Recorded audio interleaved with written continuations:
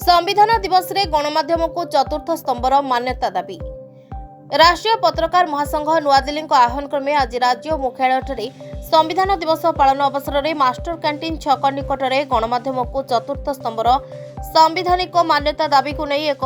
विराट दस्तखत अभियान आरंभ कर अभियान को समर्थन जनाई राज्य में पंजीकृत होता प्रमुख ट्रेड यूनियन सम्मिलित कर्मजीवी सांबादिक संघ,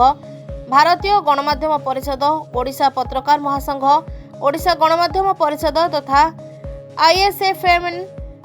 एनएमसी, डिजिटल मीडिया महासंघ समेत अनेक गणमाध्यम अनुष्ठान प्राय 100 रु ऊर्ध्व गणमाध्यम प्रतिनिधि योगदान पूर्वक आमर दाबी पूरण करने को स्वर उत्तोलन करिसेंति। केवल भुवनेश्वर नुहे देशर अधिकांश राज्यर राजधानी रे राष्ट्रीय पत्रकार महासंघ राज्य शाखा समूह अनुरूप अभियान करा जायछि।